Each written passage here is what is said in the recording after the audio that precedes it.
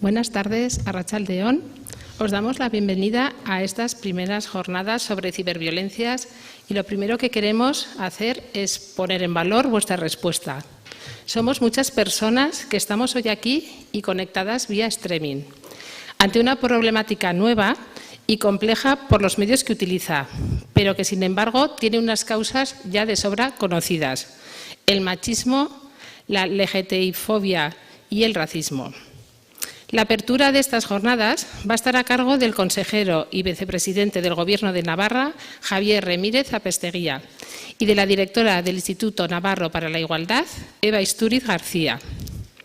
Una vez inauguradas las jornadas, pasaremos a escuchar la ponencia marco de Trinidad Donoso Vázquez, profesora titular del Departamento de Métodos de Investigación y Diagnóstico en Educación de la Universidad de Barcelona y especialista en estudios feministas y de género, que definirá el contexto a tratar en estas primeras jornadas, el ciberacoso como herramienta de violencia contra las mujeres.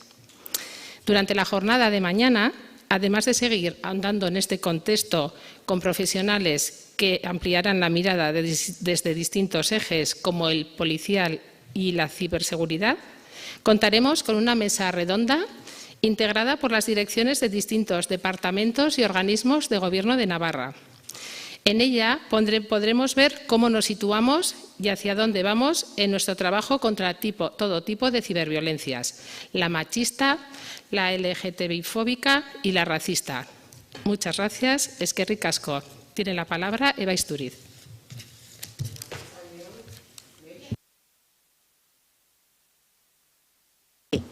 Perfecto. Arratsaldeon, buenas tardes. Pues yo también, lo primero que quiero decir, vicepresidente y consejero de Igualdad del Gobierno de Navarra, a todas las personas que estáis aquí y también a quienes están viéndonos de manera en streaming. También quería empezar precisamente agradeciendo todo el trabajo que ha hecho el personal del Instituto, tanto Marian como su directora coordinadora de estas jornadas, como el personal técnico del Instituto, porque para que estas jornadas hayan salido adelante ha habido que hacer mucho esfuerzo y soy consciente de todo lo que habéis hecho unas y otros, y también unas jornadas que también cuentan con la colaboración de otras direcciones y otros departamentos del Gobierno de Navarra. Sí que me gustaría decir que estas son las primeras jornadas. Eso de ser primera quiere decir que tenemos la confianza y el compromiso como Gobierno, nos comprometemos a que no sean las últimas, son las primeras, y en ese sentido sí que también hemos querido tener una mirada interseccional, no solamente abordarlas desde una cuestión como puede ser la violencia contra la ciberviolencia contra las mujeres, sino también tener en cuenta ámbitos como la juventud, como la inmigración, como los colectivos, las personas LGTBI. En ese sentido, como bien ha dicho Marian, mañana será un día donde ya trataremos más específicamente de estos temas, pero sí que quería decir que es una línea de trabajo que se abre, que estas jornadas son un inicio, es el punto de partida, pero que es una línea de trabajo del Gobierno de Navarra, no es algo puntual. ¿Por qué comenzamos las jornadas, precisamente las primeras jornadas, hablando de ciberviolencia contra las mujeres? Porque precisamente, luego yo creo que también Javier, el consejero, lo explicitará mejor, los datos que tenemos y que sabemos por un estudio que ha hecho la Delegación de Violencia del Gobierno estatal, del Gobierno de España, los datos que tenemos respecto a cómo afecta la violencia contra las mujeres en chicas adolescentes a través de Internet, de las nuevas tecnologías, son realmente preocupantes. El 48% ha recibido imágenes, de contenido violento y sexual, al 44% se las han pedido. También hay un control, no solamente es una cuestión de que lleguen imágenes de contenido sexista, sino que además también hay una parte del control por parte de las parejas. Yo creo que como más adelante se van a dar datos, yo no voy a incidir, pero sí que quería explicar por qué empezamos hoy por esta parte, Y también quería decir que las violencias contra las mujeres de las cuales vamos a hablar en esta primera jornada no son nuevas. Las violencias son las estructurales, la violencia contra las mujeres es estructural, lo que sí son nuevos los medios. Y sí que me gustaría recordar lo que supuso en su momento la imprenta, ¿no? Cuando se desarrolló la imprenta, lo que supuso, ¿no?, a la hora del conocimiento, de expandir el conocimiento a través de los libros.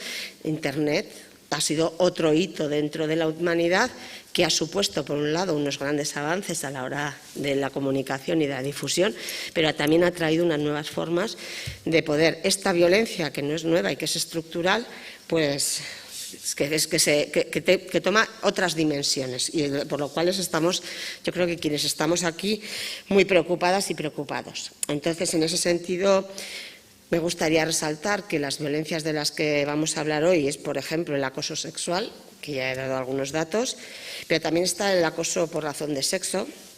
¿Qué es el acoso por razón de sexo? Pues es todo ese acoso que se hace a través de las redes, tanto por ejemplo, a mujeres que están en política, a mujeres periodistas que se definen feministas y que muchas de ellas incluso tienen que escribir bajo seudónimo. También es el acoso por razón de sexo, es hacia incluso algunos hombres también igualitarios. No sé si conocéis el caso, Miguel Llorente está siempre asediado en las redes sociales precisamente por su compromiso con la igualdad. Y entonces, o influencers feministas, que también las hay. No solamente hay machistas. Entonces, en ese sentido, también eso es un acoso por razón de sexo que se produce en las redes. También está, como he dicho, el control de la pareja. Antes también había la violencia por parte de la pareja, ha existido y existe, pero las nuevas tecnologías lo que hacen es que ahora, por ejemplo, antes de salir de casa ya puede haber un control de cómo vas vestida. Hay muchas mujeres jóvenes y adolescentes a las que sus parejas les obligan a mandarles una foto de cómo van a salir vestidas, y sobre todo si van a ir con sus amigas. Controlan los WhatsApp, a qué hora estabas despierta, cuando contestaste, qué no contestaste, por qué no contestaste, qué estabas haciendo, dónde estabas en esos momentos.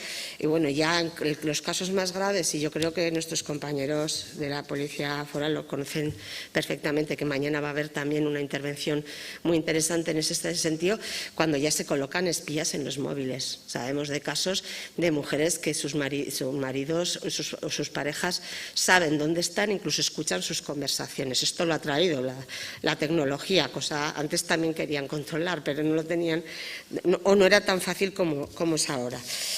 Y en ese sentido, precisamente, una de las cuestiones, como ya he dicho, que nos preocupaba muchísimo en esta cuestión de las ciberviolencias era el mundo, la gente joven.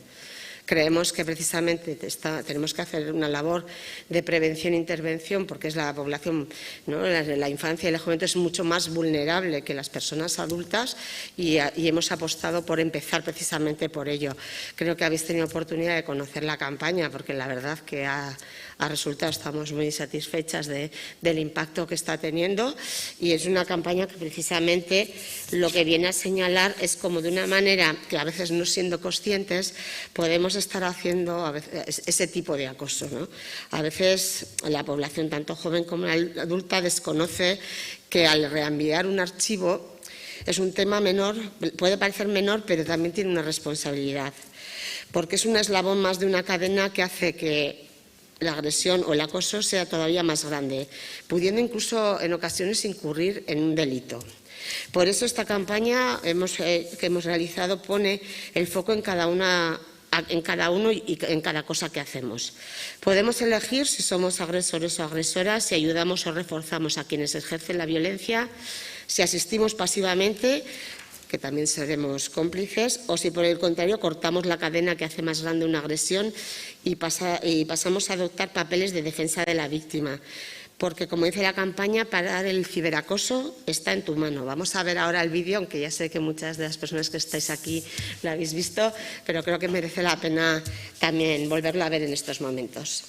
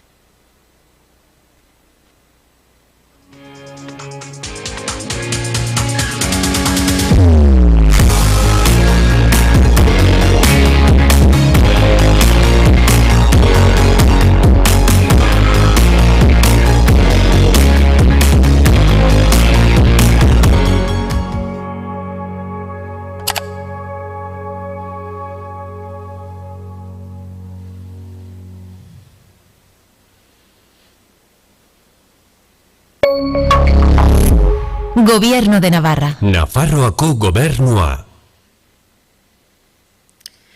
Bueno, como he comentado en su momento, este trabajo interseccional está contando, por un lado, como ya habéis visto, con la colaboración del Instituto Navarro de la Juventud, también con la Dirección de Migraciones y también con el Departamento de Educación.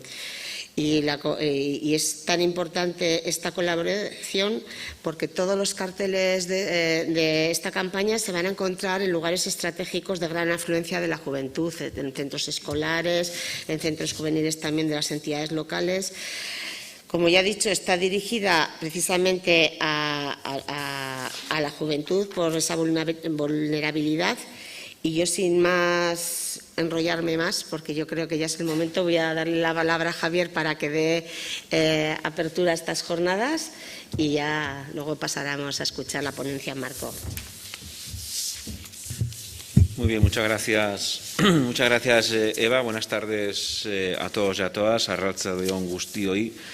Bienvenidos y bienvenidas a estas primeras jornadas sobre ciberviolencias impulsadas por el Gobierno de Navarra, que seguramente no sean las últimas, aunque nos gustaría seguramente que fueran las primeras y las últimas, pero que desgraciadamente estamos hablando de un fenómeno que exige precisamente una dedicación intensa para tratar de perfeccionar, tratar de sensibilizar al conjunto de la sociedad, pero también a través de las fuerzas de seguridad, a través de distintas asociaciones, trabajar sin duda en esta cuestión desgraciadamente de muchísima actualidad. En primer lugar, me gustaría agradecerles a todas y a todos ustedes su asistencia, también a quienes nos escuchan a través de streaming. Muchísimas gracias por mostrar vuestro interés y compromiso con esta problemática social, como hemos comentado, y cómo atajarla.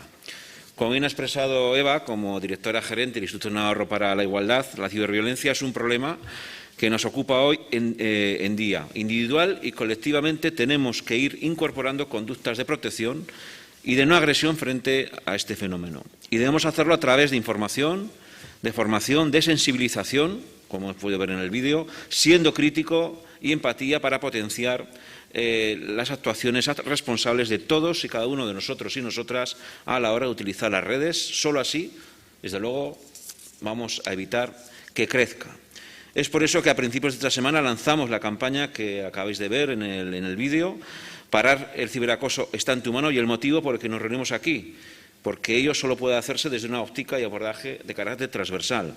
Por cierto, campaña, vídeo y también lo que es la propia imagen que lo soporta, la cartelería, que he tenido la oportunidad de compartirlo con algunos responsables de otros gobiernos autonómicos y han manifestado su satisfacción y enhorabuena. Quería trasladar la enhorabuena a lo que es el propio Gobierno de Navarra por esta iniciativa y por esta campaña y tal y más como se ha demostrado en ese vídeo, que consideran que aproxima y define con claridad en el ámbito sobre todo de la gente más joven cuál es la problemática y ejemplifica cómo tenemos que actuar, con qué conductas tenemos que actuar precisamente para evitar y cortar la cadena del ciberacoso. La ciberviolencia, como apuntaba Eva, haciendo referencia al estudio de la Delegación contra la Violencia de Género, afecta en mayor medida a mujeres y jóvenes. No es casualidad.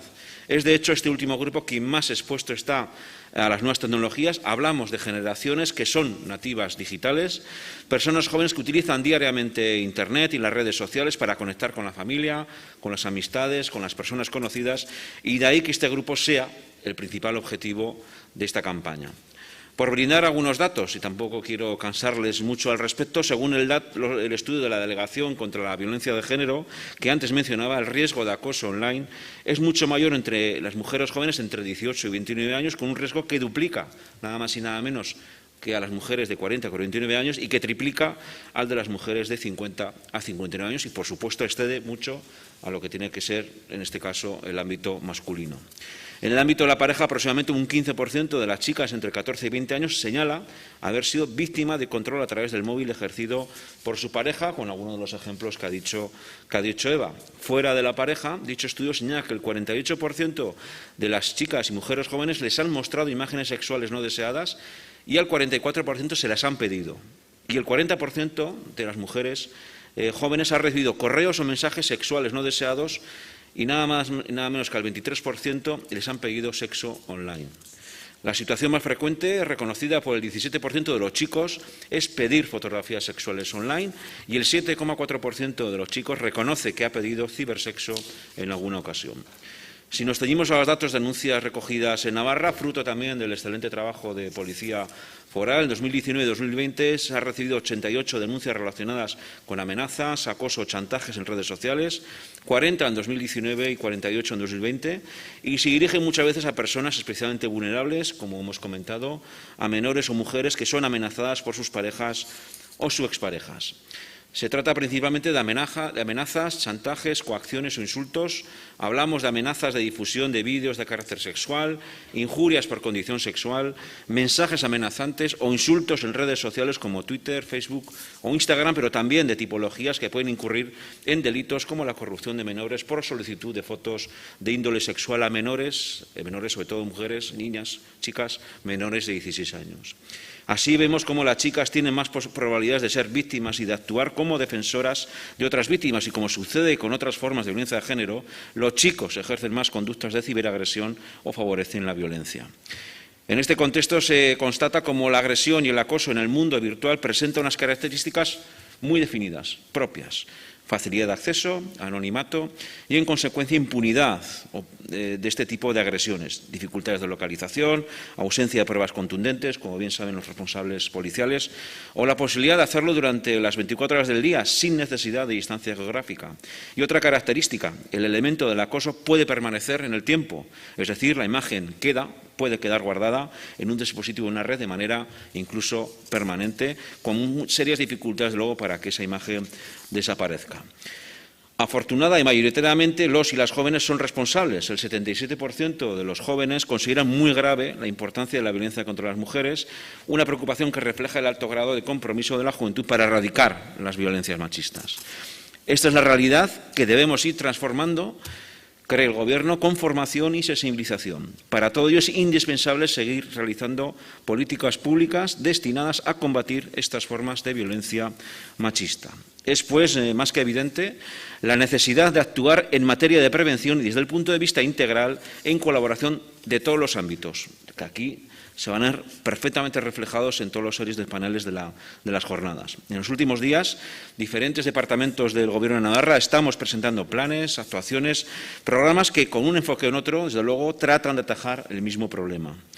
Además de esta campaña que hemos conocido hoy en la forma del vídeo y otros soportes y las jornadas que hoy inauguramos, el Gobierno de Navarra está poniendo en marcha otras actuaciones y acciones en materia de convivencia intercultural, coeducación o el consolidado programa Laguntza contra el ciberacoso y el acoso escolar, que volverá a impartirse un año más en centros de enseñanza secundaria de toda la comunidad foral.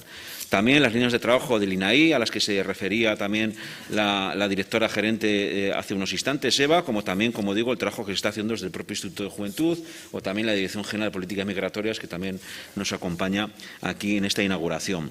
Estas acciones no solo son una muestra del compromiso que el Gobierno de Navarra tiene por terminar con esta cara tan hostil de las redes sociales y plataformas online y las derivadas violencias que se dan en estos contextos, sino que responden también a la necesidad que está surgiendo desde diferentes ámbitos, como igualdad, atención a víctimas o educación, pero también profesionales de la psicología o la abogacía, representantes de las APIMAS, etcétera, quienes venís demandando instrumentos de análisis e intervención. Estoy seguro de que el conocimiento y experiencia de los profesionales que intervenís en estas jornadas nos van a ofrecer testimonios y herramientas que nos permitirán, sin duda, atajar esta problemática en su conjunto. Ya conocéis el programa, pero son expertos en la materia, como la especialista en investigaciones sobre violencias en Internet, Trinidad Donoso Vázquez, doctora titular del Departamento de Métodos de Investigación y Diagnóstico en Educación de la Universidad de Barcelona, que intervendrá en breves momentos con su ponencia titulada El Triángulo de la Ciberviolencia, a quien aprovecho, he tenido la oportunidad antes de saludar y agradecer su presencia. Y, por supuesto, también a los ponentes que intervendrán mañana, como el forense informático especialista en ciberseguridad, Jorge Coronado, y Miguel Ruiz Marfani, del Grupo de Delitos Informáticos de la Policía Foral. Permítame que traslade también el reconocimiento por parte del Gobierno de Navarra y de su presidenta también a Policía Foral por su implicación con esta materia y con la investigación de este tipo de denuncias y también por otras relacionadas con delito de agresiones sexuales.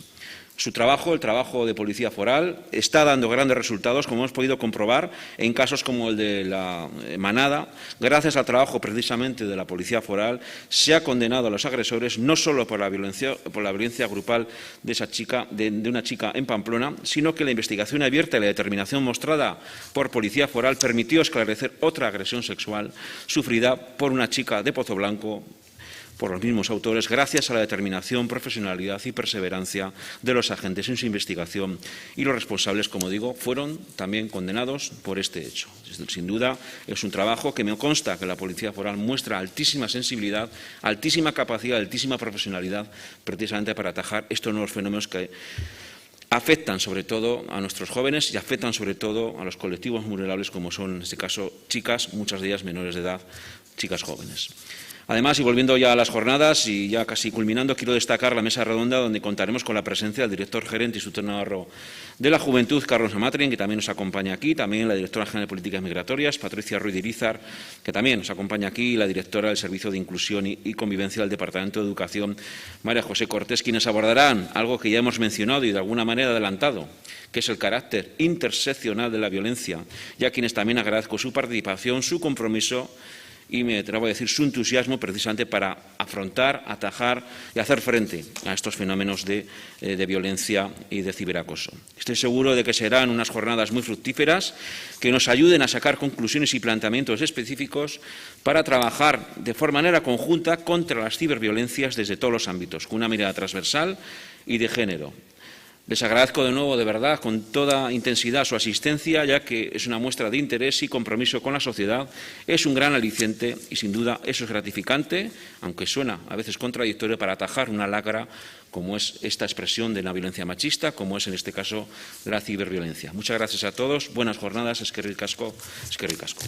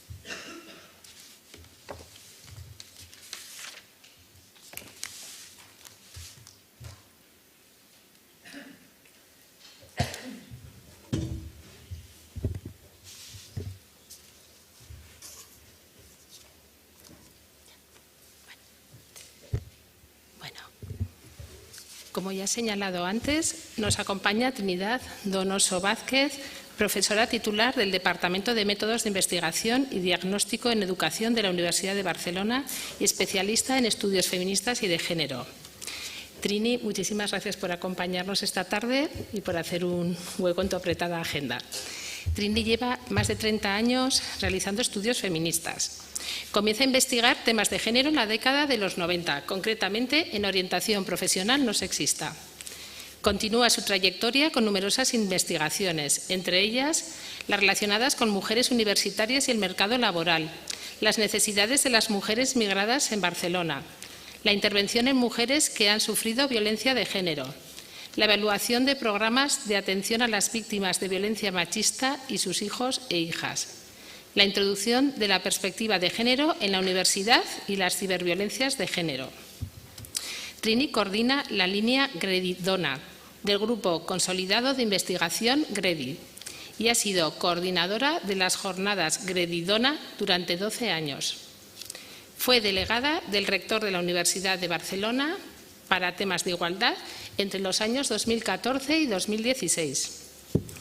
En la conferencia de hoy, titulada El triángulo de la ciberviolencia, va a tratar principalmente estos temas. Las dos caras de Internet. Violencia offline y violencia online. ¿Son iguales? Adolescencia y juventud ante las violencias virtuales. El triángulo de la ciberviolencia, persona agresora, víctima y persona espectadora. Tras finalizar su intervención, abriremos un turno de palabra para que podamos hacerle preguntas o compartir las cuestiones que consideramos oportunas. Bueno, pues como decía, bienvenida Trinidad, muchísimas gracias por acompañarnos y estamos deseando escucharte. Muchas gracias. Gracias. Primero de todo, quiero agradecer al Instituto Navarro para la Igualdad que me haya dado esta oportunidad de tener la palabra en este espacio. Y vamos a pensar, primero, antes de nada quiero deciros una cosa. Cuando entramos en el tema y a veces hay muchos datos y hay mucho número o a veces hay muchos indicadores, lo que no debemos olvidar es que estamos hablando de violencia, que es un desastre. O sea, es una lacra de la sociedad que deberíamos eliminar de todas formas. Y eso quería dejarlo por sentado porque luego entramos y a veces, sobre todo en círculos académicos, se olvida que de lo que hablamos es de algo que es nefasto para nuestra sociedad, que es la violencia como tal. Cuando yo comencé a trabajar en ciberviolencia se hablaba mucho del ciberacoso, del acoso cibernético se llamaba. Y entonces estaba definido como cualquier tipo de agresión o maltrato, insultos o acusaciones que se hicieran por medios virtuales. Pero mi especialidad, y cuando yo empecé a trabajar, a mí lo que me interesaba era entrar en el tema de las... a ver si me sale. ¿A dónde debo? Para que esto cambie. Pues no cambia. Perdón, ya está. Vale, mirar. A mí me interesaba el tema de las ciberviolencias de género. Y debemos entender las ciberviolencias de género como el ataque que se produce en Internet o en medios virtuales hacia las mujeres o por la posición que se les ha dado en digamos, en el sistema patriarcal. Y también les llamábamos violencias de género en plural porque nos interesaba también que aquellas personas que transgredían el sistema sexagénero también eran atacadas. Y aquí entra todo el mundo LGTBIQA, ¿de acuerdo? En general. Entonces, lo que vemos en las redes, lo que vemos en el mundo virtual, lo que vemos en Internet, es que no hay sexo, pero hay género. No hay cuerpo, pero hay género. Porque en realidad las relaciones están generizadas también en Internet. O sea, se sigue perpetuando en Internet lo que son una estructura social jerarquizada, discriminatoria, basada en el género, se consolidan estereotipos y se ejerce una violencia simbólica e ideológica sobre todas aquellas personas que son mujeres o que transgreden de alguna manera ese sistema de dominación. Esto lo ha tocado, lo he puesto yo, está en el debate actual incluso, O sea, es lo mismo la violencia offline que la violencia online. Es otro tipo de violencia. ¿Ante qué nos encontramos? El debate está actual porque incluso en artículos últimos sigue apareciendo como tal, ¿no? Y me ha gustado mucho ver a la directora de la Unidad de Igualdad que lo ha dicho y lo ha dicho claro. O sea, en realidad, si imaginamos que alguien coge un martillo y golpea a alguien, no echamos nuestra mirada sobre el martillo, ¿verdad? Sino sobre la persona que tiene el martillo. No consideramos que un instrumento tenga voluntad propia o intencionalidad. Por lo tanto, el instrumento en sí, no debemos pensar en el instrumento con el que se ejerce una violencia, sino quién está detrás del instrumento para ejercer la violencia. Esto nos lleva a que es cierto que es un martillo, pero que el martillo lo hemos potenciado muchísimo. Eso es Internet y lo que yo he intentado de alguna manera reflejar con estos dos dibujos. una cosa, martillo original que todos conocemos, y otra cosa como un martillo, digamos, no me ha salido igual un martillo, pero es que no lo he encontrado, pero súper potente, ¿no?, que tiene esa capacidad de hacer mucho más daño, ¿de acuerdo? Creemos, por lo tanto, que sí, que la violencia es la misma, pero con diferentes instrumentos. Y el impacto de esa violencia va a venir en función de esos instrumentos. Mirad, os quiero presentar aquí el último informe que hay del 2021 sobre acceso, lo que se llamaría acceso a las redes. Si os dais cuenta, están igual. O sea, chicos y chicas y hombres y mujeres tenemos básicamente la misma proporción de acceso a las redes.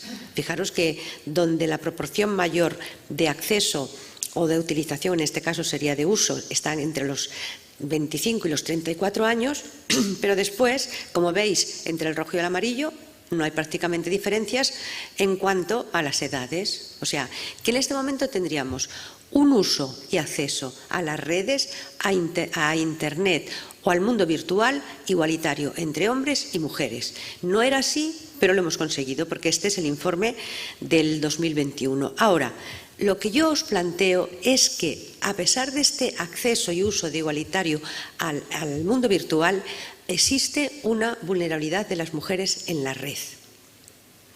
¿Por qué existe una vulnerabilidad de mujeres en la red? Y yo defiendo este tema. Lo defiendo porque yo creo que efectivamente las mujeres, las chicas, las niñas, podríamos decir, ya tienen una vulnerabilidad social y psicológica. Social porque el sistema social tiene establecido una jerarquía y las pone en una situación de inferioridad.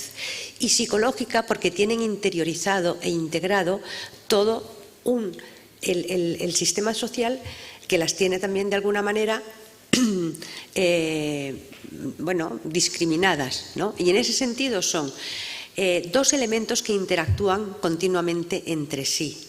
Con lo cual, lo que vemos nosotros en las redes es que se da una naturalización de la violencia. Es decir, la violencia hacia las mujeres, las violencias de género, cuando pasan a los entornos virtuales se naturalizan, pero al mismo tiempo se potencian enormemente. Y es como un fractal, que es lo que he querido yo, de alguna manera, reflejar en este dibujo. Se alimentan unas y otras y se va haciendo cada vez más grande, cada vez más grande, cada vez más grande. Vosotras tenéis que pensar una cosa, las creencias más profundas que tenemos, ¿no?, son las que prevalecen. Las creencias nuevas van introduciéndose dentro de nosotras y dentro de nosotros y van ocupando lugar, pero simplemente hay que encender una mechita pequeña para recordarle a las creencias antiguas que están ahí para que salgan de nuevo. ¿Con esto qué quiero decir? Que el imaginario social está lleno de roles estereotipados, de creencias estereotipadas, de conductas que deben hacer los hombres y las mujeres y no pasarse de ahí.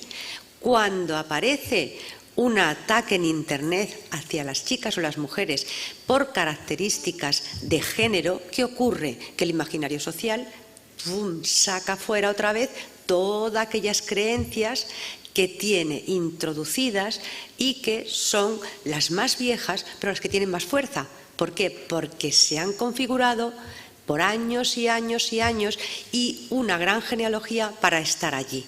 Con lo cual, Internet hace mucho daño en ese sentido en la reproducción de los estereotipos y en la reproducción y en alimentar el imaginario social que hay hacia las mujeres. Después, la reacción de las mujeres no es igual en la red que la reacción que podrían tener los hombres. ¿Por qué? Porque es similar a cuando tú tienes una herida y golpean sobre ella.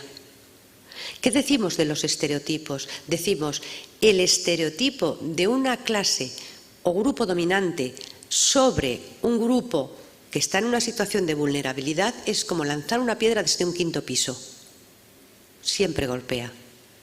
Pero el que está abajo también puede lanzar un estereotipo hacia arriba, pero es como algodón, no tiene fuerza.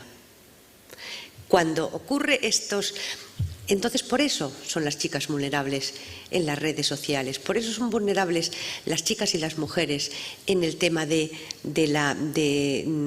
los entornos virtuales, porque los ataques llegan y llegan ya sobre una población que está en una situación, digamos, de vulnerabilidad social y psicológica. Y porque además, como grupo, como colectivo, las chicas captan, y el mensaje que se hace llegar también es así, de que cuando hay un ataque no es contra una chica, sino que es contra todas las chicas. Y así queda de alguna manera reflejado. También es importante notar que en Internet se puede presumir de alguna manera el mensaje vejatorio que se haya dejado ir, ¿vale? Con esto, y relacionándolo con lo que os he puesto sobre el tema de la igualdad en el uso y en el acceso de chicos y chicas, os voy a decir que la brecha digital sigue existiendo. Y vosotros preguntaréis, ¿pero cómo? ¿No has dicho que son iguales? Sí, pero en el acceso y en el uso. No son iguales en la participación, no son iguales en la creación y no son iguales tampoco en la producción. No lo son. E incluso los estudios sobre participación de las mujeres en los entornos virtuales, las mujeres quedan muy mal paradas.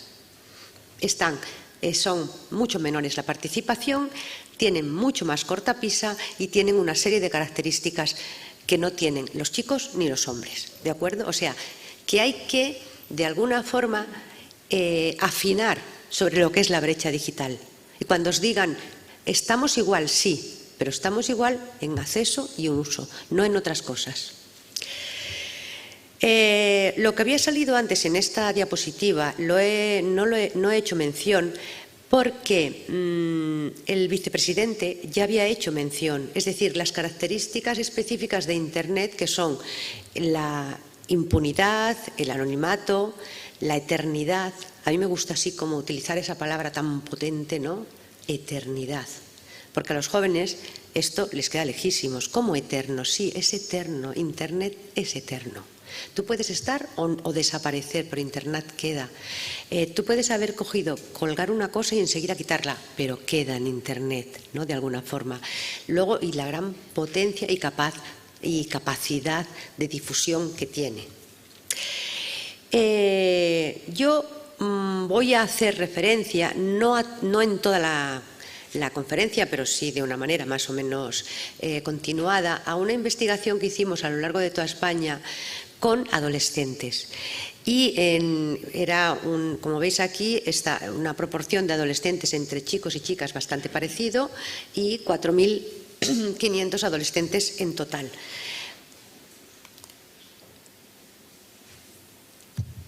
Y voy a hacer referencia, antes de entrar al contenido específico de cómo se llama esta conferencia, al triángulo, a resultados que nos surgieron que pueden ser interesantes a la hora también de plantearse propuestas de intervención. Por ejemplo, el 90% de estos jóvenes piensan, y de estos adolescentes, que hay más violencia en los espacios online que en los espacios offline. De hecho, siempre, cuando yo empecé a trabajar el tema y en los años posteriores, siempre se decía que la violencia online era inferior a la offline, a la de la vida real, y que teníamos aproximadamente 1,7, 1,8, 3. Es decir, para que os hagáis una idea, entre 2, 3 de cada 10 adolescentes o cometían o ejercían violencia o recibían, para que os hagáis una idea. Esto en los estudios. Pero de hecho, fijaros que la percepción de los jóvenes no es esa. La percepción de los jóvenes es que hay más online que en la vida real de violencia. Y son los que de alguna manera la están viviendo. Y luego otra cosa que también quería compartir con todas vosotras es que consideran que hay mucha impunidad en los delitos. Bueno, no quiero hablar de delitos porque nosotros no entramos en delitos, en las conductas violentas que hay en Internet, mucha impunidad. Es decir, el 84% consideran que no se castiga y que por lo tanto aquella persona pues se va de rositas. haya hecho lo que haya hecho. Y estos dos datos yo creo que son importantes de cara a futuras intervenciones que se pudieran hacer. Luego otro tema es quién debe intervenir en caso de violencia. Es asombroso que, por ejemplo, no esperábamos encontrarnos que hubiera una proporción tan pequeña de adolescentes que dijeran que la escuela no. O sea, en realidad, 3 de cada 10 decían la escuela no debe intervenir. Cuando están o sea, son adolescentes que están en el centro educativo, no son jóvenes que ya se han ido, están en el centro educativo y dicen la escuela no. ¿Por qué? Pues a planteárselo. O sea, ¿qué pasa? ¿Que consideran que el profesorado no sabe? ¿Que no está al día? ¿Que no podría entenderlos? Pero es una situación bastante, pongámosla, de accidente. Luego, por ejemplo, considera que la familia sí, pero la familia no sale en primer lugar. Lo que sale en primer lugar es la policía. O bien un organismo, no sabemos qué, un organismo especializado en violencia que sería el que tendría de alguna manera que actuar. Y yo creo que aquí todos estos datos también son importantes de cara a cómo nos planteamos las intervenciones y qué vamos a hacer, ¿vale? Y después, otra cosa que hicimos cuando comenzamos a trabajar nosotros en el tema de la ciberviolencia de género, porque es lo que hemos trabajado, había 2 o 3 grupos importantes en España que ya lo trabajaban, pero lo que no trabajaban era con una mirada de género. Y yo creo, y os voy a hacer relación durante la conferencia, que se cometen errores por no tener el enfoque de género. Pero nos vimos obligadas ya en un primer momento a crear códigos, de alguna manera, para analizar esas violencias. Es decir, no podíamos analizar, consideramos que no podíamos analizar conducta por conducta, sino que veíamos cómo se podían agrupar las violencias que se daban y de qué manera se agrupaban. Y así salió estas categorías que veis aquí. Sí, o sea, por una parte, voy un poco así porque aquí en el otro no se ve mucho, apartarse de la normatividad sexual femenina, transgredir la heteronormatividad, patrones estéticos establecidos para las mujeres, estereotipos, violencia sexual, violencia por manifestar posiciones antipatriarcales y violencia asociadas a mitos del amor romántico. Dentro de cada una de estas categorías había los indicadores que después se convirtieron en ítems para que los chicos vieran, ¿no?, si esa conducta surgía, si no surgía, si la habían visto, si la habían hecho, si la habían recibido de alguna manera, ¿no? Y quizás aquí yo creo que las diferentes categorías quedan suficientemente claras y quizás la única, la de apartarse de normatividad sexual femenina, que consideramos que aquellas chicas que no cumplían el código sexual establecido para las chicas, es decir, que a una chica le tiene que gustar un chico y que además no le tienen que gustar muchos chicos, ¿no?, sino controlado todo lo que es el tema de los chicos que tienen que gustar y con los que tienes que salir, pues iba a ser atacada, y de hecho era lo que también vimos, ¿no?, de alguna manera, ¿no? Y si además eres una chica que podía ser heterosexual pero no estabas interesada de momento en salir con chicos, también eras atacada de alguna forma, ¿no? O por ser provocativa. Todas las demás categorías más o menos las tenéis, ¿no? Violencias asociadas al mitos del amor romántico, etcétera, etcétera, etcétera. Y estas categorías y luego los indicadores, las conductas que salían de estas categorías son con las que hicimos nosotros el estudio que de alguna manera llevamos adelante, ¿de acuerdo? Y entonces yo quiero resaltar, aunque aquí también se ha dicho y es importante para que le demos vueltas y vueltas, porque es tan importante el tema preocupante esta violencia en los jóvenes. ¿Por qué? Por el momento vital en el que están. El momento vital en el que están configurando una identidad social. Además están incorporándose de alguna manera las bases de cómo serán como ciudadanos y ciudadanas. Están configurando también las bases de la participación y al mismo tiempo están desarrollando sus patrones de estructuras relacionales. O sea, es que es importantísimo el momento, ¿de acuerdo? Hoy un periodista me preguntaba, ¿y por qué no hablan con los padres? Porque no es el momento de hablar con los padres. Porque en la adolescencia los chicos y las chicas le han dado la espalda a los padres. que no es malo, es bueno, tienen que hacerlo. Que también me asusta cuando los padres están, ¡ay, pero mi hijo!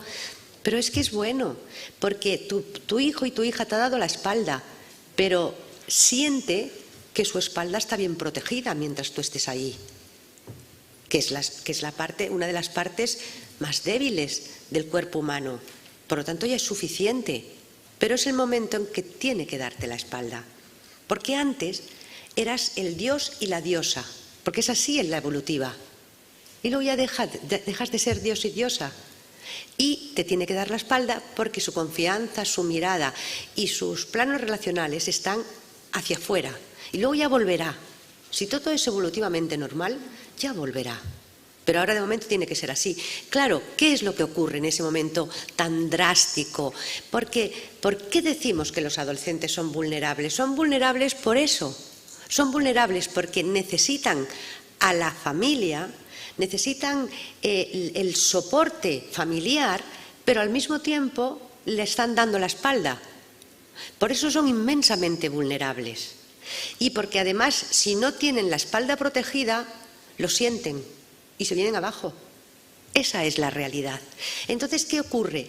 Que estos chicos y chicas adolescentes no quieren explicarles a los padres la mayoría de las cosas. ¿Por qué? Porque temen que los castiguen, porque temen que no los entiendan o porque temen que les dejan que corten sus relaciones con una persona que han establecido una relación afectiva o con los amigos y las amigas y no sabrían qué hacer. Entonces, todo es un mundo en el que aquellas y aquellos que estéis trabajando con adolescentes conoceréis de sobras, pero es un mundo muy delicado para que esté ocurriendo todo este tema de la ciberviolencia. Voy a seguir y ahora vamos a entrar en esto del triángulo de la ciberviolencia, ¿no?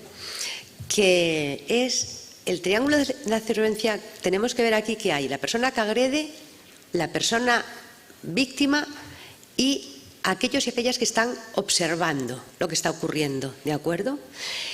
Debemos pensar una cosa, en un primer momento,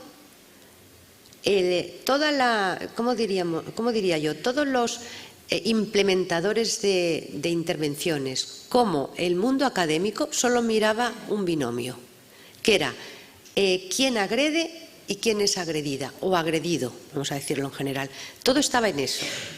Y entonces, lo que nos hemos dado cuenta últimamente es de que es un error plantear el binomio de esa manera, sino que hay un triángulo en el cual está sucediendo la violencia y que además hay un contexto donde está el triángulo. Y eso es lo que ahora os quiero más o menos, hablar con vosotros y vosotras y compartir lo que podemos saber o lo que podemos tener en este momento. Mirad, vamos a partir ahora la persona agresora, ¿de acuerdo? La persona que agrede. Entonces, en las investigaciones destacan víctimas las chicas y como agresores los chicos, en todos los códigos patriarcales que os he puesto antes que nosotros desarrollamos, ¿vale? El amor romántico, posiciones, violencia sexual, todo. Las chicas son las víctimas y los chicos son los agresores. Pero hay otra cosa que quiero compartir con vosotras, es que hay una incongruencia, porque, por ejemplo, salen muchísimo porcentaje de conductas, es decir, conductas es, ¿tú has visto que ocurriera tal cosa? Entonces, muchas conductas, es decir, muchos jóvenes, adolescentes, que han visto que ocurre aquello. Sin embargo, que a mí me ha ocurrido, es decir, yo lo he hecho o yo lo he padecido, bajísimo. Si se han visto, no puede ser que se hayan visto, pero que la proporción entre yo he visto esas conductas y yo no nos ha pasado esa conducta ni de víctima ni de agresor, es una incongruencia muy grande, porque obviamente a nadie le gusta ser ni agresor ni a nadie le gusta ser víctima o colocarse o decirlo, pero la verdad es que en las conductas, en observación de las conductas, sí que era muy elevado. Después, otra cosa que vimos es que las chicas están mucho más sensibilizadas con el tema del concepto de violencia, es decir, captan con mucha facilidad y en proporciones muy elevadas dentro de la muestra qué es violencia, ¿no? Saben definir, esto es violencia, esto es violencia, esto es violencia, lo captan. Y los chicos no, los chicos se pierden. Pero cuando llegan el tema de las relaciones de pareja, no.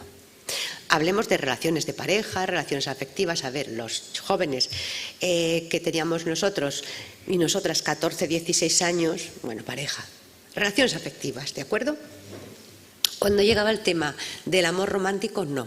Entonces las chicas perdían en todos los otros códigos que yo os he ido enseñando, captaban enseguida lo que era violencia. Los chicos no lo captaban tanto, se quedaban mucho más atrás. Pero cuando llegaba el amor romántico, es decir, amor romántico, controlo a mi pareja, sé sus claves, bloqueo al amigo que no me gusta mi pareja, la sigo por el móvil por geolocalización. Todo esto, ¿de acuerdo?, que es lo que se llama mitos asociados al amor romántico y amor romántico como tal, las chicas no lo veían. Bajaban muchísimo la concepción y la sensibilidad hacia la violencia. Qué curioso. Por eso una de las cosas que nos salía que uno de los riesgos para ser agredida es tener pareja. Así, tener pareja. Bueno, entonces, luego, he de decir que hay estudios, esto donde ponen los chicos, en realidad aquí falta, hay estudios donde los chicos informan de mayores niveles de victimización por parte de sus parejas. Incluso hay uno hecho por Torres en Madrid que también informa exactamente de lo mismo. Y, es decir, cuando están en una relación de pareja, se hizo con grupos de discusión entre jóvenes, no era adolescentes, eran jóvenes, y salía que los chicos decían que cuando estaban el tema de la violencia de control, como hay algunas compañeras mías que le llaman, las dos catedráticas de las Islas Baleares no les gusta llamar violencia asociadas al amor romántico, la Esperanza Albiol y la Victoria Ferrer, sino que le llaman violencia de control, y consideraban estos chicos que la violencia de control era mayor por parte de las chicas que por parte de ellos. ¿De acuerdo? Y ya está, el informe dice eso. Y entonces ahí está el no saber darle un enfoque de género o no saber aplicarlo o no querer aplicarlo, un enfoque de género a las investigaciones. Porque las consecuencias en las chicas de las agresiones son muy diferentes a las consecuencias en los chicos de las agresiones. Porque cuando una chica está agredida, inmediatamente, digamos, se crea una difusión, esto que hemos visto en el vídeo, exponencial con aquello que, como se ha agredido a aquella chica, y no pasa igual con un chico. Porque además no puede ser agredida igual una chica que un chico, porque una chica se quita la ropa de la parte de arriba y eso, además de tener significado muy concreto en el imaginario patriarcal, tiene muchísima difusión. Un chico se quita la ropa y no tiene ninguna difusión. O bueno, puede tenerla, pero mínimamente. Entonces, y luego no debemos olvidar lo que os he dicho antes de la vulnerabilidad psicológica de las chicas. Es decir, tienen integrado que tienen que agradar, que tienen que responder a su pareja, que tienen que ser las responsables de alguna manera de aquella relación, que si además se quedan sin pareja no son nadie, porque su identidad muchas de las veces está creada a partir de la mirada y del amor de otra persona. Entonces las consecuencias cuando hay una agresión, que estamos hablando ahora del tema del amor romántico sobre la chica, es mucho peor que sobre el chico. Si no se le aplica un enfoque de género, entonces se acaba diciendo, como hay en muchos estudios que yo he leído, chicos y chicas, lo que ocurre es que lo que le llaman la teoría del combate mutuo. Es decir, igual agrede a un chico que igual agrede a una chica, muy bien. Pero cuando las chicas, por ejemplo, agreden en las redes, lo hacen de manera reactiva o de manera proactiva. ¿Esto se ha mirado? Porque es importante. Y sin embargo tampoco se mira. Y entonces volvemos al mismo. La teoría del combate mutuo. Y un enfoque de género también te hace decir una de las interpretaciones, que son interpretaciones que nosotras hicimos. O sea, en lugar de que se estén eliminando las conductas violentas en los chicos, lo que se está haciendo es un secuestro de las chicas hacia los comportamientos violentos de los chicos. Este es para mí el tema, o de dotar o no de un enfoque de género a las interpretaciones que se puedan o no se puedan hacer. Luego, en cuanto al tema de transgredir, una de las categorías que era transgredir la heteronormatividad patriarcal. Fijaros, los chicos, pero con un porcentaje altísimo, 2 veces más que las chicas, muestran mucha más agresión a todo lo que es el movimiento LGTBIQ, que ahora se puede decir LGTBIQA. Entonces, muy pocas chicas atacaban o habían tenido conductas de ataque hacia homosexuales, hacia lesbianas, hacia personas trans, o incluso habían difundido información, que se da mucho en la adolescencia, falsa, difundiendo un mensaje de que tal persona es, y difundiendo una orientación sexual que es falsa, pero para de alguna manera no hacerle daño a esta persona. Las chicas tenían muy pocos de estos comportamientos, mientras los chicos tenían mucho. Era un ataque muy claro contra todo este colectivo. Con lo cual, otro enfoque de género lo que nos hace decir es, a ver, lo que hay en la red es heteronormativo totalmente. En cuanto te apartas de alguna manera o lo que consideras no aceptable, pues se convierte en un colectivo totalmente vulnerable. Las categorías que más sobresalen de todas las que antes os he puesto son el tema de la violencia asociada a los mitos del amor romántico y las imposiciones de belleza heteronormativas, es decir, el canon de belleza que tienen que tener las chicas y que tienen que tener los chicos. ¿De acuerdo? Y para esto os voy a poner un ejemplo, y no os lo voy a poner de chicas, mira, os lo voy a poner de chicos, pero es que me llamó muchísimo la atención. Hace una semana estaba yo preparando otra conferencia y como lo que estaba preparando es una conferencia donde tenía que distinguir conceptos, patriarcado, sexismo, machismo, androcentrismo, ¿no?, para diferenciar cada uno de ellos, dónde se colocan y todo lo demás, quería buscar yo una imagen para androcentrismo de un hombre desnudo. Yo quería un hombre desnudo, ¿vale?, para distinguirlo del cuerpo de una mujer desnuda. Y pongo en la web, chico desnudo, ¿no? Miré 3 enteras de Google de chico desnudo. Al final me cansé y dije, voy a buscar un dibujo de la Edad Media de uno de estos pintores y ya lo pongo y me olvido. Vale, los chicos desnudos eran cuerpos que eran imposible que tengan los chicos normales. O sea, ni trabajaban, era imposible que trabajaran, ni estudiaban, tampoco podían estudiar, ni podían dedicarse a cuidar a nadie, ni podían tener familia, porque deberían ser 8 horas, por lo menos en el gimnasio, para tener aquellos cuerpos. Os invito a que lo hagáis, poner chico desnudo en Google.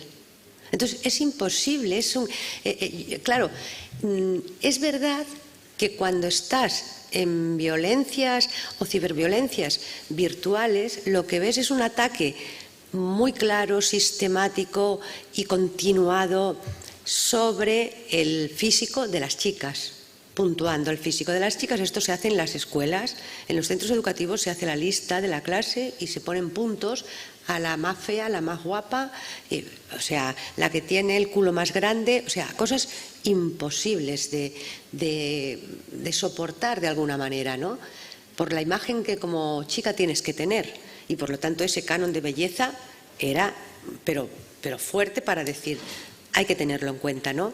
Pero es que los chicos no salen bien parados, ¿eh? Lo que pasa es que no tienen ataque, ese es el tema. Y no tienen ataque, no tienen una violencia sistemática sobre ese cuerpo. Ese es el tema. Pero de todas maneras, como canon de belleza, que también tendríamos que preguntarnos, pues eso, normativo, de alguna forma, no heteronormativo, sino normativo, sí que es algo a considerar.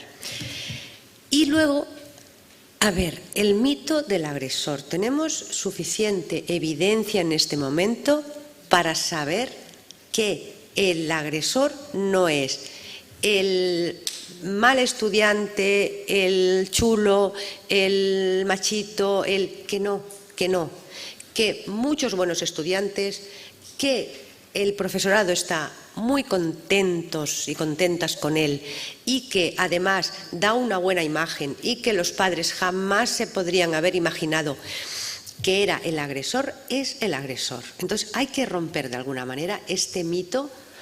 Estamos hablando de violencias virtuales, este mito de que es no sé, ¿cómo os diría yo? Una figura determinada, ¿no?, de que allí es el que está de alguna manera agrediendo. No es cierto. Y luego entonces ahora vamos al perfil de la persona agresora, que he puesto aquí este emoticono porque es verdad. No tenemos una buena característica de persona agresora. Esto que veis aquí no son causa-efecto. Si una persona tiene tal, ocurre tal cosa, si tiene tal cosa, ocurre. No. Los perfiles se obtienen mediante análisis estadísticos de patrones de regresión para ver que cuando todas las características conjuntas pueden dar aquello. Pero es que no nos salen. Porque en realidad yo aquí he juntado tanto lo que nosotras estuvimos haciendo como otras investigaciones. Y son, como os diría yo, rasgos muy débiles. Es decir, y ahora esto lo primero que hay delante, haber sufrido algún tipo de victimización previa, pero esto es que después lo voy a explicar. Bueno, que no hay consecuencias graves en el ciberespacio, pero esto también lo tenían 84% de los chicos y de las chicas. Percepción de anonimato, lo saben todas y todos. Dominancia y agresividad, bueno, tendencia a culpar a los demás, un uso intensivo de Internet y mayor dominio de las aplicaciones en el ciberespacio. Con esto, ¿qué os quiero decir? Que nos sale un perfil muy débil y que no nos sale claro. Que no tenemos el perfil de agresores, que no tenemos el perfil. Este es el perfil del agresor, que no sale claro. Y de ahí viene que cualquiera puede ser agresor y cualquiera puede ser víctima. Eso es con lo que nos deberíamos de alguna manera quedar. La victimización, porque no he querido decir persona víctima, pero bueno, la victimización, persona cuando entra en un proceso de victimización. Bueno, esto es importante. Para algunas personas el tema, hay una continuidad entre la vida real y la vida en la red, es decir, en violencia. Cuando no se da hoy día casi es prácticamente que una persona que sufre violencia en la vida real sufre violencia en la vida virtual. Y cuando no se da esto es porque está muy lejos la persona, no podemos llegar a ella, no podemos alcanzarla, ¿me entendéis? Pero si está cercana y se está ejerciendo una violencia contra esta persona en la vida real, se está ejerciendo en la vida online. Es que no falla. Incluso es más, si nos apartamos de los adolescentes y nos vamos a las mujeres que están siendo maltratadas, hoy toda mujer que está siendo maltratada en la vida, o pareja por pareja o es pareja, en la vida real, en la vida offline, está siendo en la vida online. ¿Por qué? Porque tenemos el instrumento y lo podemos hacer de alguna manera. ¿Cuál es el impacto? Estamos hablando de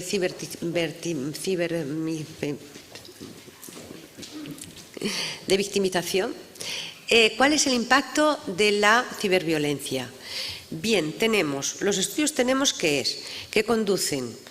Se podría hacer la lista larguísima, pero en realidad estrés, depresión, angustia, miedo, baja autoestima, conductas suicidas, nerviosismo, frustración, lo que lleva también a problemas académicos de todo tipo, problemas con el entorno escolar, problemas incluso de sociabilidad, etc. Y además, ya sabéis, es que es el ser una persona víctima, el que te estén acusando de alguna manera, es una de las causas de suicidio propias de la juventud, la población juvenil. Esto es lo que hay y lo que nos están dando las investigaciones. ¿Cuál es el perfil de cibervictimización? A ver, os voy a decir lo mismo que antes. Ser chica, tener pareja, Rasgos de dependencia y pasividad, autoculpa, tener un concepto de violencia de género menos crítico. Utilizar en mayor medida nos salieron estas dos redes y más experiencias como ciberagresor. Es decir, también es muy débil, no nos sale un perfil. Volvemos a lo mismo, no nos sale un buen perfil que pueda ser definitorio, que pueda ser distinguible. No lo hay. Al menos no lo hemos encontrado de momento, pero yo sigo leyendo lo que va saliendo y no lo hay. Es decir, que cualquiera puede ser víctima y cualquiera puede ser agresora. Y ahora os voy a contestar a que yo os he dicho, ¿cómo que sale que uno puede haber, es decir, para ser agresor, haber tenido cierta experiencia en ser víctima? Porque puede ser que ese proceso que ocurre entre víctima y agresor no simplemente sea un patrón de emisor-receptor, quien hace, quien recibe, ¿no? Sino que es posible que el recibir como víctimas agresiones las convierta a su vez en agresoras siempre que puedan. ¿Por qué? Por desplazamiento de alguna manera del mecanismo de la agresión, por venganza, etcétera. Lo que nos lleva a decir que ese bucle de la violencia, ¿no?, es un factor de riesgo para desencadenar nuevas victimizaciones. Y esto, si sois educadoras, alguno de los que estáis aquí o educadores, lo habréis visto. Cómo un niño o niña a veces es atacado y al mismo tiempo responde en otro momento y se convierte en agresora después de haber sido atacado. Con esto llegamos a quien ve, quien observa la violencia, ¿de acuerdo? Y entonces, mirad, aquí tenemos los espectadores. El perfil de defensor está en un 43%, el de cómplice en un 57%. El perfil de cómplice, en ese 57%, en realidad es, de ese 57%, no he hecho nada, o he animado, solo es un 1,8% y he ayudado 2,25%, ¿vale? O sea que básicamente los cómplices no hacen nada. Nosotros lo que podíamos haber hecho en los outsiders estos, es decir, pues, ¿dónde están? En ninguna parte. No, consideramos que de cara a las intervenciones educativas y a lo que tengamos que hacer, debemos pensar en decirles que no hacer nada no es una posición neutra, sino que es un refuerzo del que está haciendo la agresión. Y eso es lo que hicimos. Y cuando hicimos las gráficas y demás, los consideramos que eran cómplices. Aunque decían, la mayoría, cuando te estaban diciendo, sí que he observado esa conducta y tú qué has hecho, no he hecho nada, la mayoría, veis, enorme la cantidad de proporción, no había hecho nada, vale. Pero entonces los colocamos en que son cómplices porque están reforzando de alguna manera la conducta que están viendo y no hacen nada. Luego, las chicas tienen un porcentaje muy superior de ayudar a las víctimas en contraposición a los chicos, ¿vale?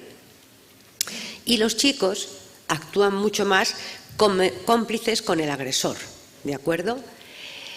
Pero hay algo que matizar aquí. Por ejemplo, dentro de las chicas que ayudan a la víctima, se dan respuestas muy altas en aquellas chicas que consideran que tienen alguna característica de vulnerabilidad, sea la que sea.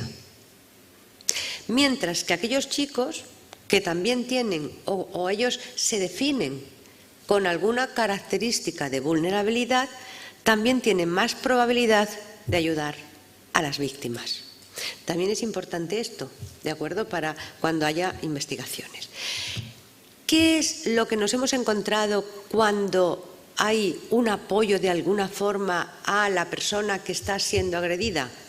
Sienten que se sienten mejor de alguna forma que las víctimas que no tienen ningún tipo de defensores. Por ejemplo, están menos deprimidas y ansiosas. No están deprimidas ni ansiosas, pero están menos.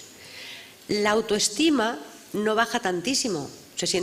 Tienen una mayor autoestima y además son menos rechazadas por los pares, por los iguales, ¿de acuerdo? Entonces, además ha demostrado que en las aulas, centros educativos, donde el reforzar al agresor es normativo, bueno, porque no se hace nada, porque, en fin, bueno, pues la gente lo sigue y tal, la probabilidad de intimidar a otros es superior.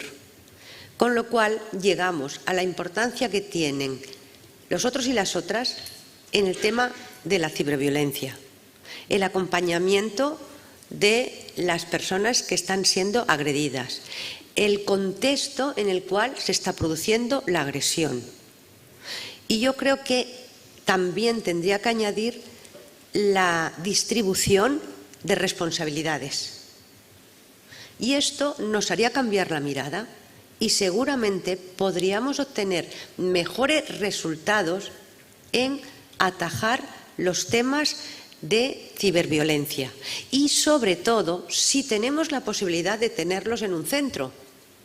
Bueno, si nos tenemos en un centro, ¿no? Es decir, que es gente que ya no está estudiando, que no está en el centro, pero teniéndolos en un centro tenemos tantas oportunidades de poderlo hacer y de hacer de esta manera, ¿vale? Luego, últimamente está saliendo alguna investigación que dice que todas las personas implicadas en el ciberacoso, ¿no?, tienen dificultades o mayores dificultades en sus relaciones interpersonales, tanto son con iguales o con adultos, e incluso que tanto víctimas como agresores tienen más problemas sociales, emocionales, conductuales y académicos que otros que no están involucrados en las dinámicas violentas. Bueno, esto implicaría que hay consecuencias negativas del ciberacoso para todos y todas los adolescentes y jóvenes implicados. Y que también es importante tenerlo en cuenta cuando nosotros estemos en intervenciones educativas, de decir, ojo, que esa dinámica de la violencia o ese bucle de la violencia o ese círculo de la violencia afecta a todas las personas que están implicadas. Y el daño que hace puede ser de un tipo o de otro, mayor o menor en función de donde tú estés, pero también es verdad que daña por igual, ¿vale? Y ahora, para terminar, que ya no sé por dónde, cómo voy de tiempo. ¿Sí? ¿Cuánto me falta? Bien. ¿Bien? Vale, entonces, ahora para terminar, yo había pensado que ya que me han invitado y vais a iniciar un proceso digamos, amplio y que abarca a varias instituciones sobre el tema de la ciberviolencia y el tema de la violencia, me ha parecido a mí que debería terminar un poco haciendo mención a, sobre todo lo he cogido de un programa, o sea, de un informe, no es un programa, es un informe que salió en el 2020, que se llama Respect, que sacó la Organización Mundial de la Salud con la ayuda de ONU Mujeres, y lo que había hecho era monitorizar bastantes informes nacionales en varios países que tenían buenas evaluaciones para llegar a encontrar qué era lo que había resultado eficaz, lo que había resultado ineficaz o lo que no funcionaba o lo que no había suficientes evidencias. Bueno, este informe es extensísimo y obviamente yo, pues nada, cogí algunas floretas, ¿no?, algunas florecillas para poderlas decir aquí, porque si pudieran servir y ayudar en este esfuerzo que se está haciendo de reunir a instituciones y, bueno, todas juntas decir, vamos a hacer esto juntos y vamos a tirar para adelante. Y también he de decir que algunas de las cosas que hay aquí surgen de mi propia experiencia, que inicié programas donde tenía que arrastrar a 80.000 personas, porque la UB son 80.000 personas. Y entonces, más o menos, y esto es lo que os quería presentar ahora al final. Entonces, que vienen a ser como acciones y también vienen a ser como principios. Es decir, una de las cosas que aconsejan es que lo que tú hagas tiene que ir acorde con los valores y los principios que tiene la institución. Y si no, cambia la institución. Es decir, no puedes estar defendiendo, o sea, intentando que una población en concreto tenga unos valores o los desarrolle o hacerlos crecer dentro de esta población si no has limpiado primero la institución y dicho vamos nosotros a tener estos valores y vamos nosotros como institución a tener estos principios, ¿no? Después, adoptar un enfoque de género y derechos humanos.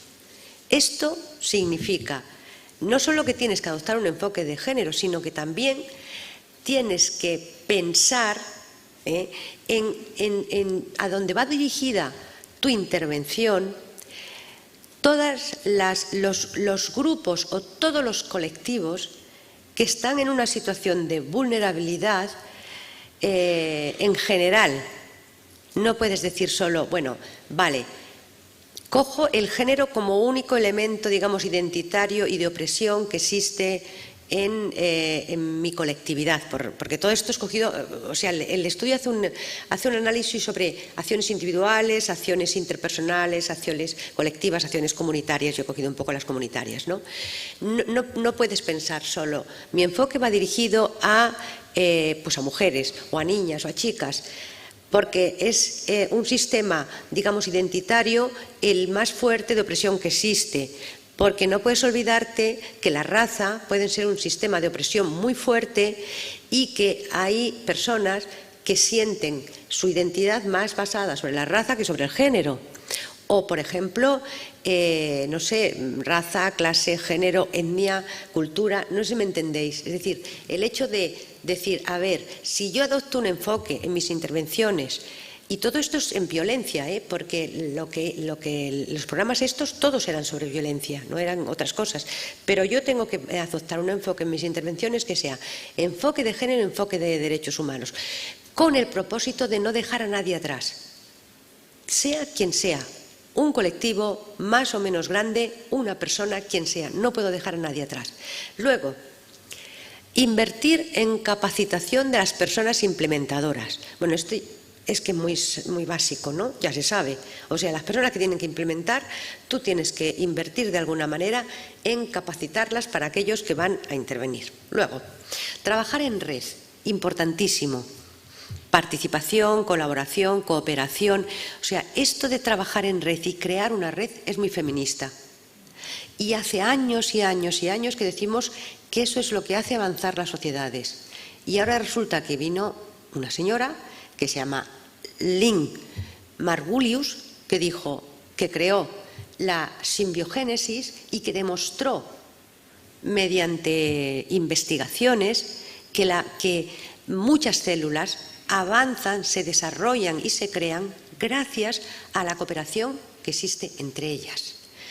Y que viene a decir que el mundo, todo el mundo que nosotros habitamos, está sumamente conectado entre sí y avanza no gracias a la oposición o aquello de que diríamos la teoría del más fuerte, sino gracias a que hay cooperación incluso entre las bacterias que nos dan tanto miedo. Y desarrolla toda una teoría que es la teoría de la simbiogénesis y que viene a decir esto: cooperar es lo que nos ha mantenido y lo que nos hará más fuertes. Y aquí viene una cosa que en las instituciones les cuesta mucho. Y esto ya no es de este informe, es mío, pero es que es así.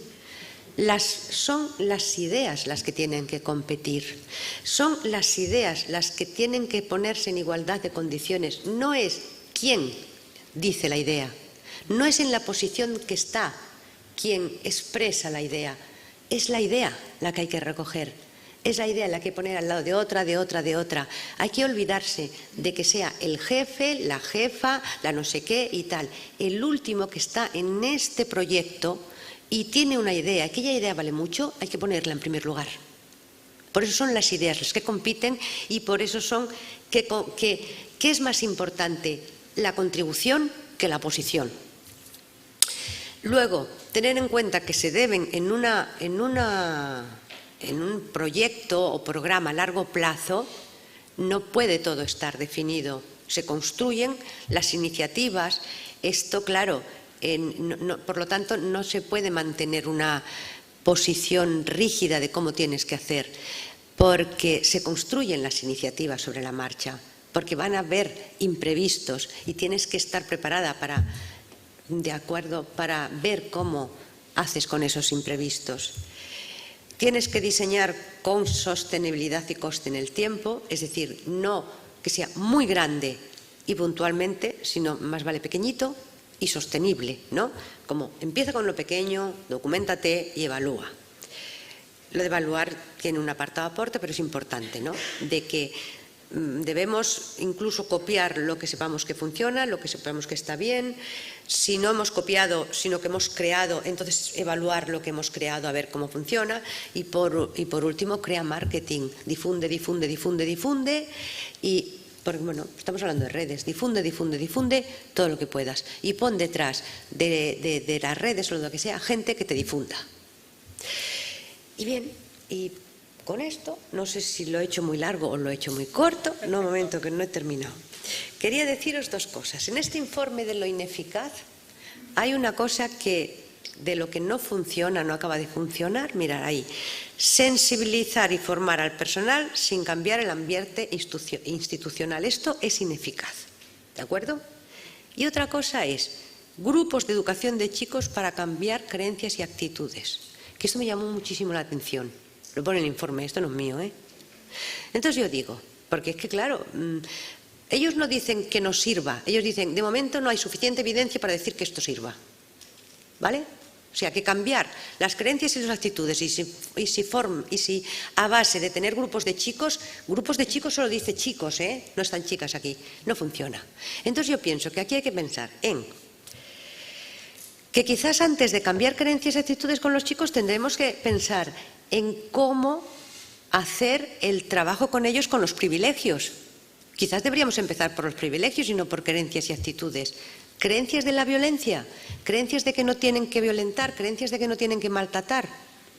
Sí, si no han visto, porque el pez no ve el agua, cuáles son los privilegios que tienen y que tienen que abandonarlos. Si quieren mantenerse, a lo mejor todo lo demás es nulo. Después, ¿quién hace la formación? Eso es importante, ¿eh? No solo que esté capacitada, sino que, por ejemplo, yo creo que para el tema de trabajar, abandonar privilegios, quien mejor funciona en un grupo de chicos es un chico.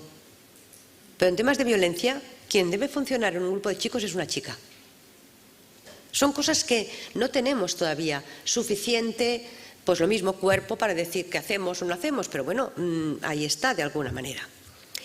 Y entonces ya para acabar, yo quiero deciros que Internet es una puerta al mundo. Es una puerta que te permite conectarte con gente que no puedes tener otras oportunidades de conectarte, gente a la que quieres, gente afectiva, gente de otra orientación sexual a la tuya que a lo mejor en tu país no puedes encontrar, gente con ideología política, te permite eso, que Internet te permite dar voz a las personas silenciadas, que Internet te permite adquirir competencias que de otra manera sería muy difícil adquirir, las que estaban delimitadas al hombre blanco, medio y clase de élite en muchos momentos y que ahora se ha abierto, que Internet te permite crear espacios democratizados, que Internet te permite difundir de alguna manera las injusticias, que Internet es un lugar donde podemos ser iguales y a la vez diferentes, y que Internet es una nueva manera de mirar este mundo en el que estamos y verlo de otra forma distinta. Y ahora ya está todo, gracias.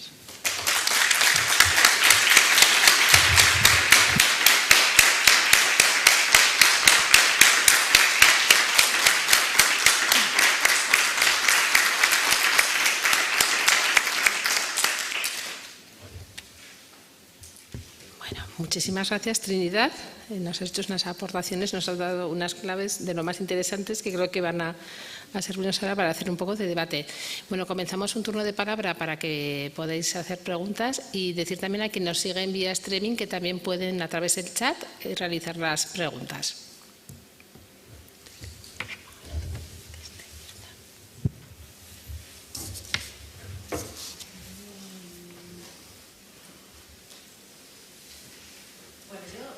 Una pregunta, es un comentario. Sí. Has dicho algo que me parece muy interesante.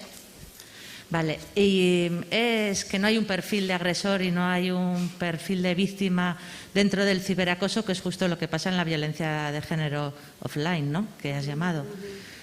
Y Bueno, yo creo que o sea, al final hay una semejanza, ¿no?, entre la violencia de género que conocemos de una forma más habitual y la otra, que puede que haya muchas diferencias, pero eso de que no hay un patrón ni de víctima ni de agresor o de victimario, pues yo creo que es muy relevante, ¿no?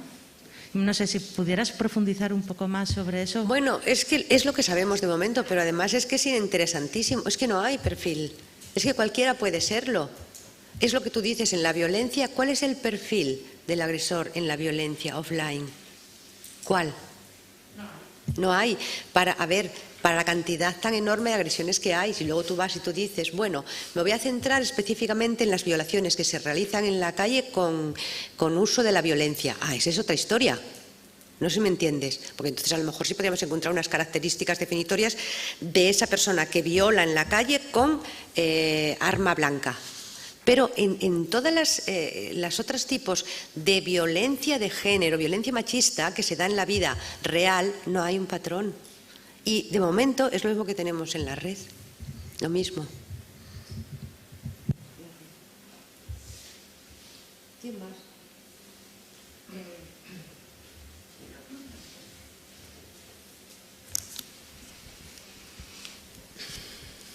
Gracias. Bueno, muchísimas gracias por la conferencia, por la ponencia, que ha sido muy interesante.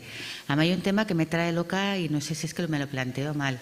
Creo que actualmente la educación en la escuela, en primaria, sí que hay una educación igualitaria. En los recreos se juega, las niñas y niños juegan, hay mucha igualdad y no sé qué pasa luego en ese salto a adolescencia. No sé qué cambian los jóvenes o qué, sobre todo tiene que ser un tema de ejemplo. ¿Qué estamos haciendo mal? Que empezamos la base bien y luego la torcemos. No sé si, bueno, lo que no sé si también si piensas lo mismo. Estoy de acuerdo contigo en cierta manera, O sea, pero sí que hay mucho más conductas igualitarias en primaria que en secundaria. Y es verdad que en los últimos años de primaria también ya empezamos a tener muchos problemas. Entonces, lo que yo te diría serían hipótesis. Yo no sé si hemos perdido el sentido de la educación en secundaria. O sea, y a veces parece que enseñemos. Pero si enseñamos, pues dejémoslo en casa, que aprendan solos. Van al centro educativo para ser educados. Pues para enseñar, es que lo aprenden todos solos si quieres, No sé, pero esto son hipótesis y me aventuro demasiado. A lo mejor me pongo a hablar y hay cosas que no debo decir. Pero yo creo que en fin, replanteamiento con el tema de la escuela secundaria. Gracias.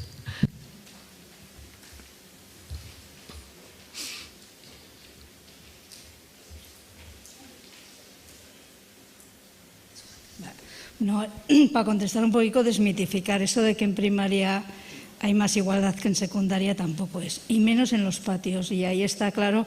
Te fijas en un patio el espacio que ocupan los chicos y el espacio que ocupan las chicas. Les das un balón a los chicos y ocupan todo el espacio y las chicas pasan a estar en los rincones, y eso pasa en infantil y en primaria. Y es lo que se vive en la sociedad, se vive en la escuela, y por mucho que se trabaje, sí que es verdad que hay que empezar, y hay que empezar desde la escuela infantil, desde el 0-3, porque el trabajo hay que hacerlo desde la base. Y se va sumando. La violencia está ahí y se va sumando. No es que aparezca de repente en secundaria, es una progresión. Y en primaria está clarísima la diferencia de género, y en el patio que tú has nombrado especialmente.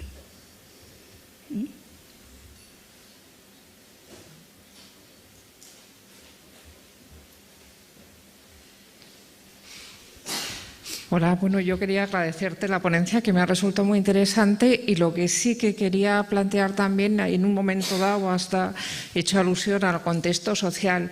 Hay veces que nos da la impresión, cuando trabajamos en violencias y cuando se trabaja en ciberviolencias, que en realidad lo que les afecta a las personas más jóvenes son como carne de cañón de lo que estamos haciendo las personas adultas. En este sentido, hay una normalización de la violencia, tanto en el diálogo político como en el diálogo, en la escena pública, y luego también hay una normalización de la pornografía.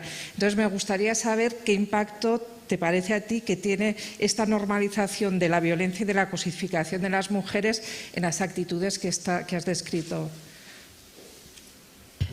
Vamos a ver, tú, por una parte, completamente de acuerdo contigo en el tema de la violencia que existe en general y que existe en la política.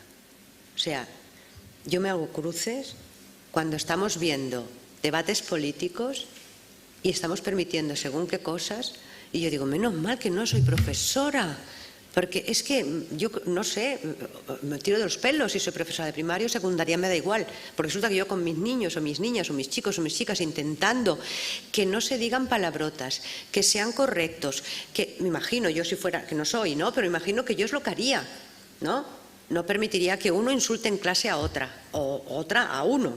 No permitiría que se digan según qué cosas. No permitiría, pues no lo permitiría, ¿no? Y resulta que luego tienen que ver en la tele a quien nos gobierna, independientemente de quien nos gobierne. De esa forma, yo digo, pero yo lo he pensado, digo, menos mal que no soy profesora, porque no sabría qué hacer al día siguiente, qué le tengo que decir a mis alumnos y alumnas. Eso es cierto, ahí está. Tenemos un problema democrático muy grande. Porque si eso es la democracia, tenemos un problema democrático muy grande. Ahora, lo segundo que me planteas tú es que es un debate tan abierto, ¿no? Que quiere decir, las relaciones afectivas sexuales, ¿no? Que deberían comenzar de otra manera que no viendo pornografía. Eso está claro, ¿no? Pero ahí también los centros educativos, primaria y secundaria, tienen un papel y no se está haciendo, creo. Entonces yo digo, ¿por qué no lo derivan? Es decir, si el profesorado de un centro dice, pues no nos vemos capaces o no creo que es lo que tengamos que hacer, ¿vale? Pues yo qué sé, no sé aquí, pero estoy segura de que también, allí en Cataluña hay unas asociaciones que hacen unos cursos de afectivo sexual que son una maravilla. Porque si no, pues entonces a lo mejor se van por otros derroteros los niños, chicos, chicas, ¿verdad? Porque si no aprenden a conocer su cuerpo, a entenderlo, a conectarlo entre sí, lo que pasa es que los padres tienen un miedo, no entiendo por qué, miedo a lo afectivo sexual, mucho miedo. Yo recuerdo una vez hablando, hace años, en el comedor de la universidad, y yo, no sé cómo salió el tema, primera relación sexual, digo, pues ahora mismo está la media en 14. Y dice una profesora, mis hijos no,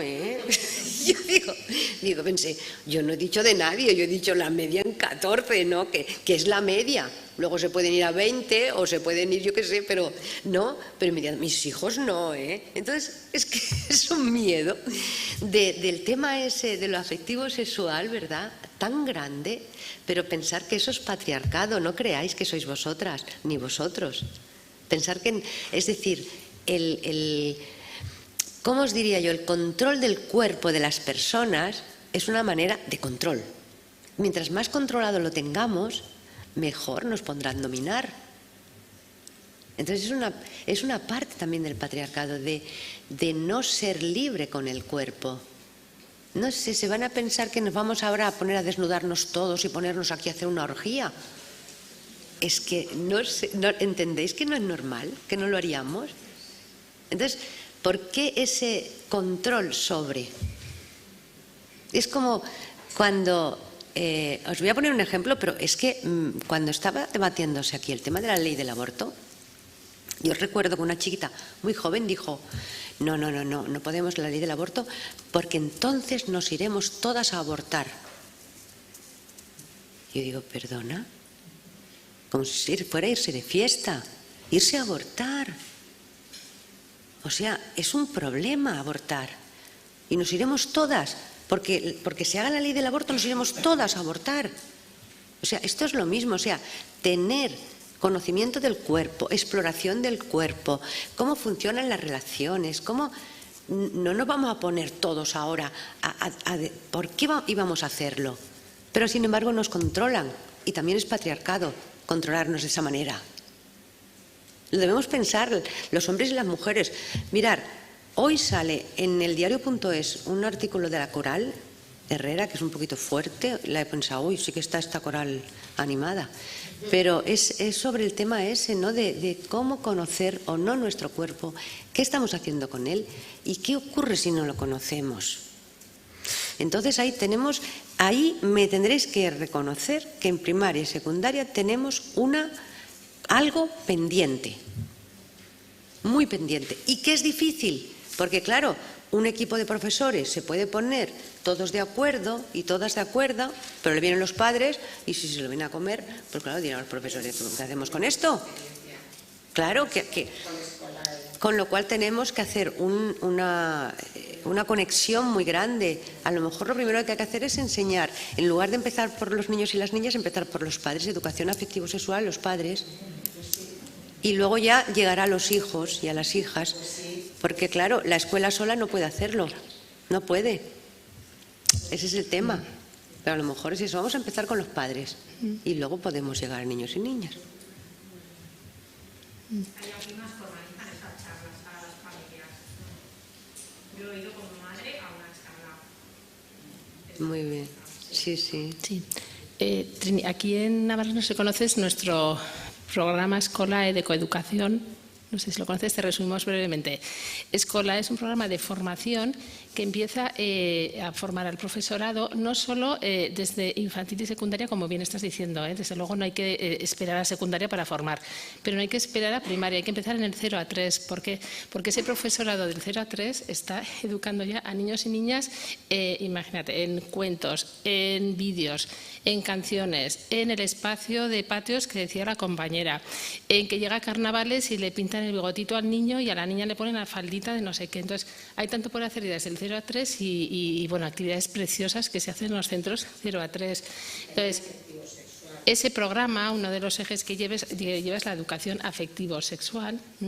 Y entonces, lo bueno de ese programa es que lleva a la vez que forma el profesorado, se va trabajando con las familias, se va trabajando con el alumnado, se va trabajando en la educación no formal a través de nuestro instituto. Bueno, llevamos el programa coeducativo entre varios departamentos y la verdad que el Departamento de Educación bueno, ha sido premiado a nivel internacional. Entonces, mucho por hacer, pero que, bueno, yo estoy...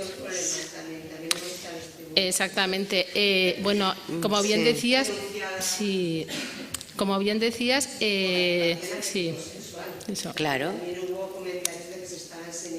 Sí, sí.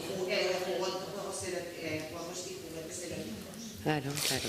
Exactamente, o sea, en vez de estar como estábamos nosotras tan satisfechas y tan tranquilas porque había comenzado una educación afectivo-sexual al alumnado y sobre todo al profesorado para que pueda trasladar al alumnado, el mito que se creó es que se estaba erotizando al alumnado.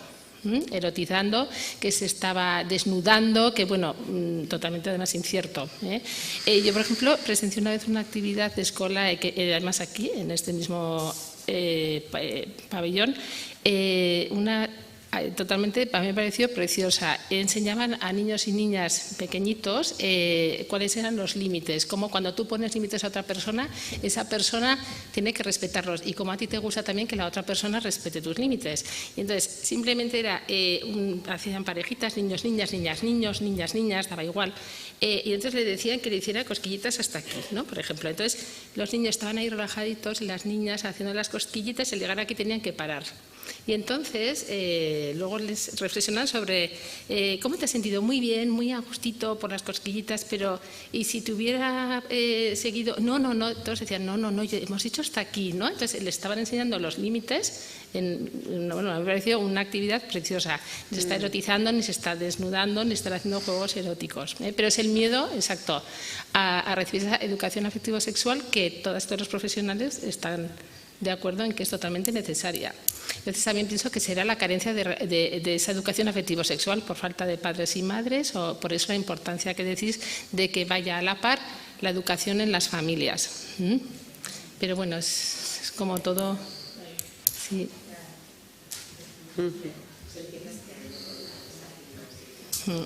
Es que tenemos aquí a la responsable del programa. Sí, muy bien. Y lo que dice es que, no sé si le oís porque no tiene el micrófono, que este año comienzan ese trabajo con las familias. El año pasado se pilotó, bueno, primero buenas tardes a Arratsaldeon, se pilotó en una serie de centros, se ha incorporado al equipo una compañera que ha llevado un proceso muy bonito con las familias en un pueblico en el norte de Navarra y entonces vamos a intentar generalizar. Sí, la verdad es que en este momento 257 centros escolares de educación infantil, escuelas infantiles y luego primaria y secundaria, estamos inmersos en este proceso de plan coeducativo con los 4 ejes, entre ellos el cuarto, la educación afectivo-sexual. Sí, la respuesta está siendo muy buena. El profesorado, bueno, chapó, pero sobre todo el alumnado, y en secundaria se han creado unos talleres de trabajo de juventud, sobre todo para ese respeto, y están muy satisfechos el propio alumnado, y me parece una evaluación muy potente, que seguiremos adelante, y está el reto de las familias al cual vamos a intentar marcar pues las pautas. Ahí estamos. Sí, bueno, como contaremos contigo en este programa que hemos iniciado de trabajo, te iremos contando cada vez que vengas nuestros avances en el programa escolar también. Muy bien. ¿Alguna cuestión más? Pues gracias por estar aquí y escucharme, solamente.